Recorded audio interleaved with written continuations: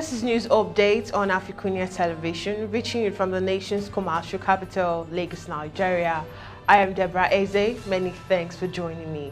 On the African scene today, the Burkina Junta has announced the restoration of constitutional order just 1 week after a coup ousted elected President Buhari. In a statement read on television on Monday, a spokesman of the military notified the population that the junta had approved a fundamental act.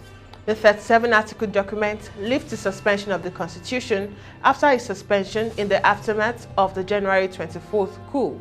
According to the statement, it guarantees independence of the judiciary and presumption of innocence, as well as basic liberties spelled out in the June 2nd, 1991 Constitution, such as freedom of movement and freedom of speech, as well as it secures power in the hand of the military.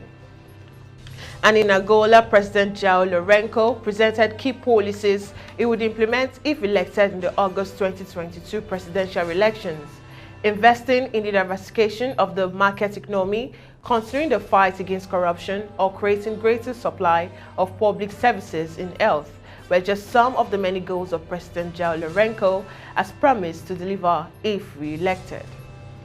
And still on the African scene, Uganda and Rwanda reopened their Gatuna border post on Monday, signaling the end of the 3-year frosty relationship between the two East African nations.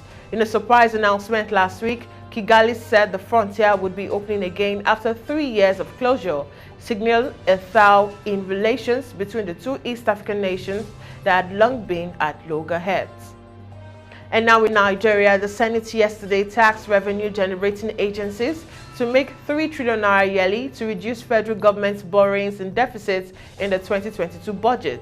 It further charged the agencies to prevent wasteful spendings while promising to be strict in its oversight duties. President of the Senate, Ahmed Lawan, spoke in his address at the opening of the interactive section on the need to improve internally generated revenue of the federal government. He said revenue-generating agencies of government are capable of remitting 3 trillion naira yearly if efforts are made to cut down on wasteful spendings.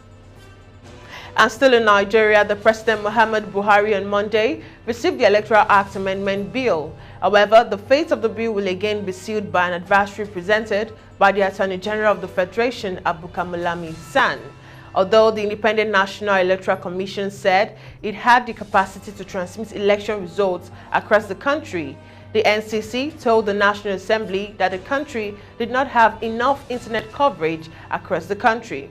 The Senate subsequently mandated INEC to seek permission from the legislature and the NCC before the electronic transmission of results. And now on to the foreign scene. Australia's Prime Minister faced up the criticism of his leadership, saying his government had been too optimistic about the impact of coronavirus vaccinations, leading to disappointment and exhaustion when the Omicron variant hit. Scott Morrison faces an approval rating falling to its lowest level in 2 years, with an election due in 4 months and public confidence battered by widespread shortages of rapid antigen tests as Omicron cases surged past 1 million over the summer. And in the United States, the U.S. Center for Disease Control and Prevention, CDC, on Monday advised against travel to a dozen countries because of high rates of coronavirus infections, including Mexico, Brazil, Singapore, Ecuador, Kosovo, Philippines, and Paraguay. The CDC now lists nearly 130 countries and territories with COVID-19 cases as level 4, very high. It also added Anguilla, French Guiana, Moldova, and St. Vincent and the Grenadines to its highest level on Monday.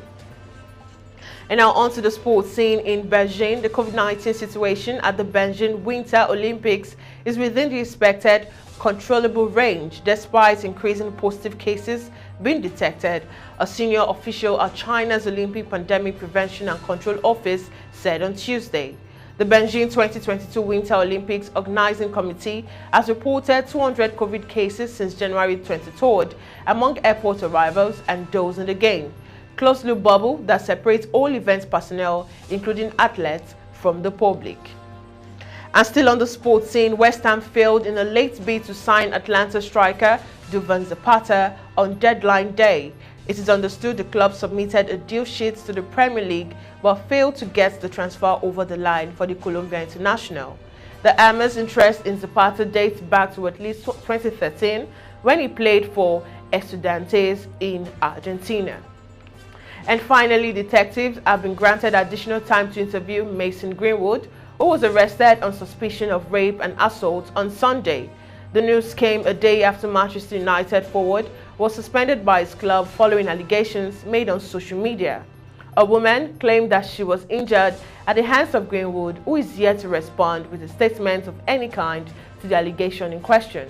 Police also visited his home in search of evidence, according to The Athletic, as it was revealed that he had been taken into custody.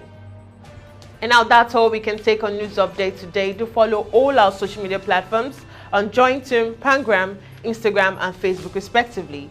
Also visit the website on www.africunia.tv to stay connected and updated to our various news and program bulletins. Once again, I'm Deborah Ezeh. Bye for now.